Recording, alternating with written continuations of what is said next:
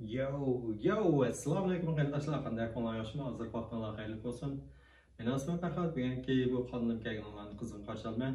Mablag' silish xatarlik, mablag' sog'inchada ehtiyojim bo'lib, ham o'zingizga xos uslubda mablag' silishni o'rganamiz. Bugungi sonda men so'zlaydiganim mablag' silishni boshlaganda nimalarni talab qildim. Men boshida necha arboblarniki mush talablarni men deb beray. Anadaki men o'zimniki ba'zan tavsiyalarimni beray. Birinchisi, Peter Lynch bunda dedim. Siz o'zingizniki shu uyingiz bo'lgan vaqtida anandaki mablag' silishni boshlang deydi. Uyingiz bo'lmasa mablag' silishni boshlamang dedim. Shunga u demakchi boshda pulingizni yig'ib mablag' silishga solmang. Boshda uy bilan uy olsangiz bir xil mablag' silish bo'ldi. Anandaki shu yig'ilgan pullaringizdan asosda mablag' silish boshlasangiz bo'ldi deydi. Anandaki Robert Kiyosaki denen adam var. O adam şu Amerika nimede Hawaii'de doğulan Japonluk adam, Japonluk ailesine. Lekin özü şu kembegal adam, bay adam diyen kitabını yazan adam. Bu kitabın mablag' silishni boshlagan odamlar uchun shunda yaxshi bir kitap. Şu o'zingizda mablag' silishlar emas, o'zingizning turmushdagi shu qanday pullarni tejash u jihatlarda shunday yaxshi tavsiyalar bor.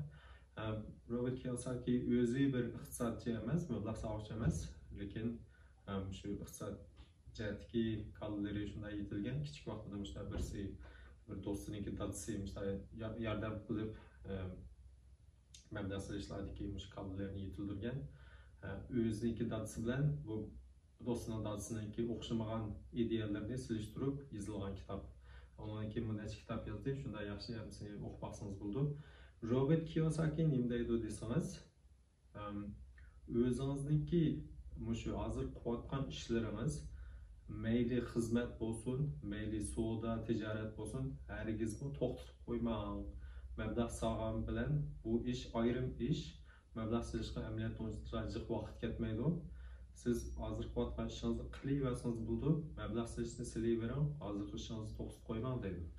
Mayli hozir boshlagan bo'ling, yo kelgusida keyin mablag' silib necha 10 yil o'tgandan keyin bu ishlarni to'xtatib qo'ymang. Pullaringiz jiq bo'lib, boy bo'lib ketsangiz mayli, lekin hozir xizmatlaringizni to'xtatib qo'ymang degan ayrim ish deydi. Shunday yaxshi tavsiya amaliyotda menimcha, chunki siz bir tarafdan bo'lib boshlagan vaqtingiz bir tarafdan mablag' silib, yani bir tarafdan bu ishlaringizni tashlasangiz, demak bir tarafdan foyda tepib, yani bir tarafdagi foydangizni yo'q qilib atdingiz degan gap. Bunda o'zingiz hisoblab baksangiz bo'ladi. Anaki Warren Buffett nima deydi degan chog'da, o'zingizning yig'ib qo'ygan pulingizniki 20%ni chiqarib mablag' siling deydi. Undan jiq sanmang deydi. Hozir shunday yaxshi paytlar kelyapti, endi bu Warren Buffett'niki burungi yillardan degan gapi. Menimcha bo'lsa hozir 30%larni chiqarsangizmi bo'ldi deyman endi, lekin qolgan qarorni o'zingiz chiqarsangiz bo'ldi. Andan keyin yana bir shunday bir donliq odam nima deydi desangiz, u kim desangiz, u bo'lsa men. Men nima deyman sizlarga desanglar, hargizmi qarz ilib mablag' solmang. Hargizmi hozir mayli boshlagan bo'ling yoki kelgusida bo'ling, hargizmi qarz ilib mablag' solmang. Mablag' solishda ziyon tortish bu ishlar bo'ldi. O'zingizning yanagi pullarni chiqarib mablag' solsangiz, kelgusida ziyon tortilgan ishlar bo'lib qolsa, u chog'da o'zingizning pulni oldirmasangiz bo'ldi. Qarz olib qolsangiz, u pullarni to'lamasangiz bo'lmaydi. Shunda haqlar yoki banklar sizni oldirtadi, o'zingizning turmushiga ta'sir etadi. Shunga o'rindimi nurg'un mushtaq mag'lub bo'lganlar, qarz ilib mablag' solganlar.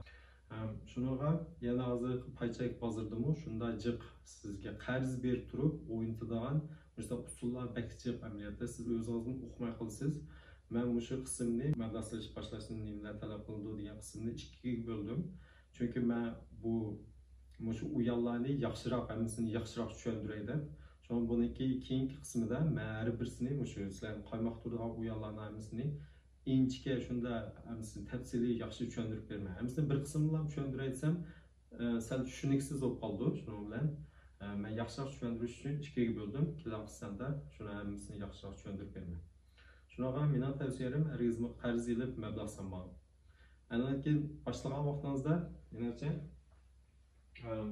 agar siz 5,000 dan